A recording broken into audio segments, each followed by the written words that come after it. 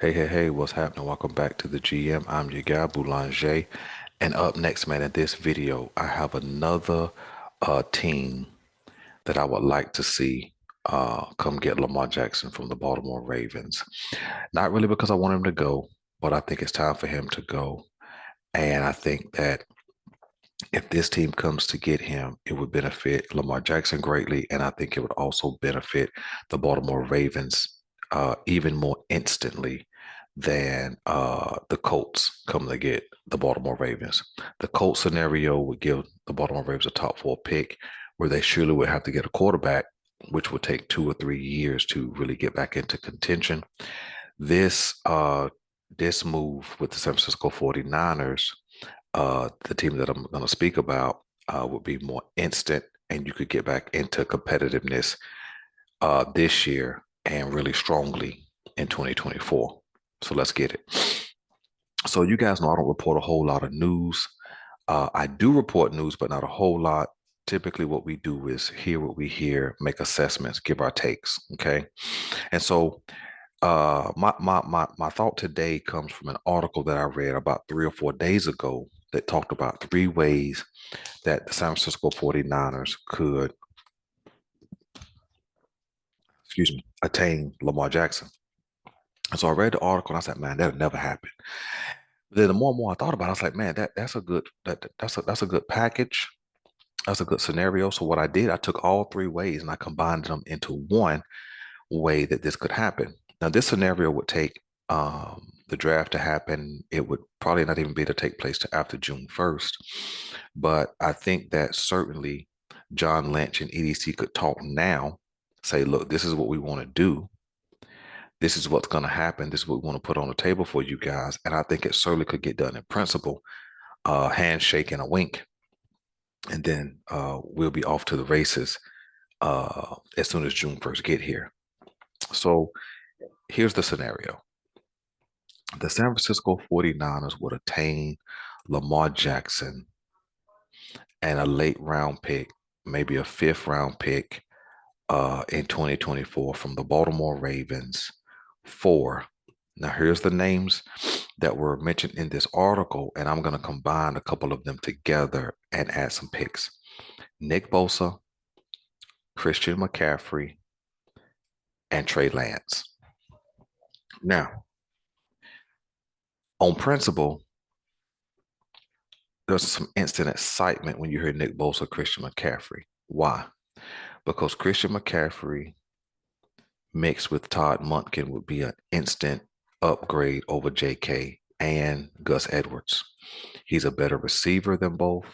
He's probably got the same level of speed as JK, and he's just as elusive, maybe more elusive, and really he's unguardable out of the backfield, out of the slot. I mean, he's really is unguardable. So he could certainly be an instant upgrade over those guys. Okay. But let's talk about why the 49ers should do this. Okay, let's start with them first. The 49ers have been in the Super Bowl twice with Jimmy G and just not have been able to make the play uh, to win the Super Bowl.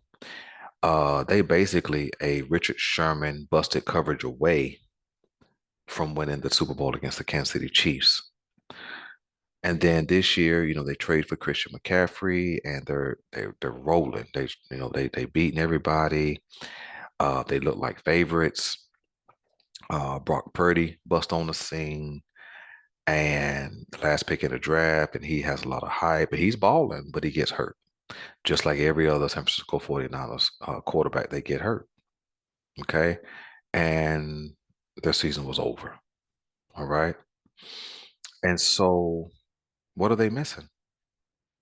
They're missing that guy who can make the play consistently. Okay. And Lamar Jackson would give them that. He would be an instant upgrade over all 3 of the quarterbacks from last year, Lance, Jimmy G, and also Brock Purdy. Okay. And there's a huge question mark for Brock Purdy. And yeah, I know they picked up Sam Donald, but Sam Donald, he ain't gonna do nothing. I mean, he'll be a good gap filler, but he's not going to do nothing to win no Super Bowl. And they have a win down team. Okay. And so when you think about a defensive end and his name is Nick Bosa, you think about a stud, a guy who can get after the quarterback, a guy who can wreak havoc, and he still has a lot of youth and a lot of football left. And so but here's the real truth. You can find a guy who can get to the quarterback. You can scheme up a guy to get loose. So when you think about a top-notch defensive end versus a franchise quarterback, the quarterback wins out. When you think about, a franchise type running back versus giving him up to get a quarterback, the quarterback still wins out. And then Trey Lance, you've never really been able to see his potential. So you still have a lot of questions there. So that's why San Francisco would do the deal, right? Because now if you put Lamar in that offense and any running back can get it done. We've seen people we didn't even know get on the scene in San Francisco and ball out. So you know how exponentially better that run game would be just having the threat of Lamar Jackson back there, right? San Francisco already has a big time tight end, stays hurt a lot, but he already has a big time tight end. They already have a stud in Debo Samuel. They have a really good number two in Brandon Ayuk. And so, and they have a solid offensive line. Already got probably the best left tackle in the game, Trent Williams. So they're ready to win now. And so so trying to roll out with Brock Purdy or Sam Darnold or even wait on Trey Lance to get better, um, they're gonna run out of time and they're gonna be in rebuild mode before even they get the Super Bowl that they're ready to win now. Okay. So that's why they would do it. Usually because Nick Bosa is less important if that offense is averaging 35 to 40 points per game, which is what they would average with Lamar Jackson. Okay. You see, because now the defense only has to hold them to 21 points because their offense is going to be potent. So that's why San Francisco would do it. Okay. San Francisco so would send Nick Bosa, Christian McCaffrey, and Trey Lance to Baltimore. Probably add a second round pick in 2024 and maybe a third round pick in 2024. So because you can't do the first round picks because you're getting one of the best edge rushers in the league. You're getting a top three running back in the league, and you're also getting a young quarterback um, who has some potential. Okay. Now, I believe San Francisco would forego the 2024 first round pick if they could get that deal done. Not the other picks, but the first round pick. So it would be Nick Bosa, Christian McCaffrey, Trey Lance, and the 2024 first round pick. I certainly believe that they would give that up to attain Lamar Jackson. Okay. Because like I said, you can plug and play uh, a lot of different players at edge rusher. San Francisco has 11 picks. They don't have a first or a second this year, but they have 11 picks in this year's draft, which means you can take some picks, move up into the second round, get a couple of high quality players, take a couple of late round picks, move up, and get some high quality players to be in position to make this deal get done. Okay, and so now from the Baltimore perspective, okay, number one, when you hear the name Nick Bosa, you hear a stud, right? And what's the one thing the Baltimore Ravens have been looking for 7, 8, 9 years? A replacement for T Sizzle. Nick Bosa would be that guy instantly. Now he'll have to get paid, right? He'll have to get paid, but you moved off of Calais Campbell, so that was a $10 million savings, right? Right there. And then there will be an empty spot there anyway going into next year. So you could definitely use Nick Bosa as a dominant pass rusher, and then you could have David Ajabo or Odafe on the other side, create a bookend scenario. And man, that defensive front will be unbelievable, especially if you are able to keep Metabuke and Broderick Washington. You see what I'm saying? So that front four, that front seven, whatever you want to call it, it would be special with Nick Bosa there. Now Nick Bosa's a free agent, so he's probably going to cost you about $20 million a year. But the money you're not having to pay Lamar Jackson, that money is now available. The Baltimore Ravens have $85 million of cap space next year. Okay. And so, it'll be easy to get a Nick Bosa deal done. And then that fits the Baltimore mantra anyway of deep build on the defense side first. Okay. Now, um, Christian McCaffrey, he's an instant upgrade over JK and over Gus Edwards. Now we can talk about his injury history, but JK and Gus Edwards both have an injury history. So when we think about what McCaffrey brings to the table, he's elite out of the slot. He's elite as a receiver out of the backfield. He probably has uh, the same level of quickness and elusiveness, probably more than JK. And to top it off, he has another year under contract in 2024 where JK and Gus Edwards both are free agents and will be looking for a payday. So Christian McCaffrey will already be in place. You don't have to change anything. You can just regroup and go back at it in 2024. So that's the benefit of having Christian McCaffrey. Okay. And then now Trey Lance. Trey Lance can literally sit behind Tyler Huntley and learn Todd Monken's new system. See, so you wouldn't be able to get the quarterback in the first round this year, but Trey Lance is a young guy, and based on his playing experience, right, he still is like a rookie because he hasn't played a whole lot of games in the NFL. So he could come in, learn, and compete with Tyler Huntley for the starting role instantly. And so whether it's Huntley or whether it's Trey Lance, they're both going to look about the same. I think Trey Lance certainly has more athletic tools. I think he has a bigger arm for sure.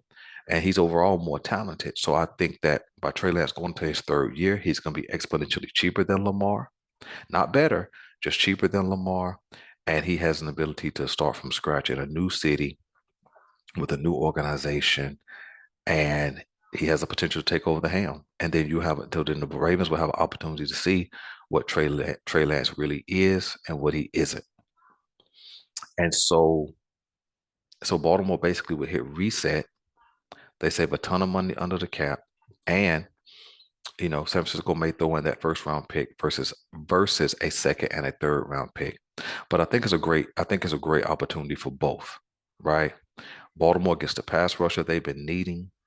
They get a young guy at quarterback who don't cost a whole lot of money, and they get a top three uh, um, running back who can catch it, run it, uh, both at an elite level. And then that makes Tyler Huntley's job easier at quarterback by having McCaffrey. That would make Trey Lance's job easier because I don't think he ever really got to play with McCaffrey because I think he was already hurt. And then that would make Todd Monken's ability to scheme offense elite.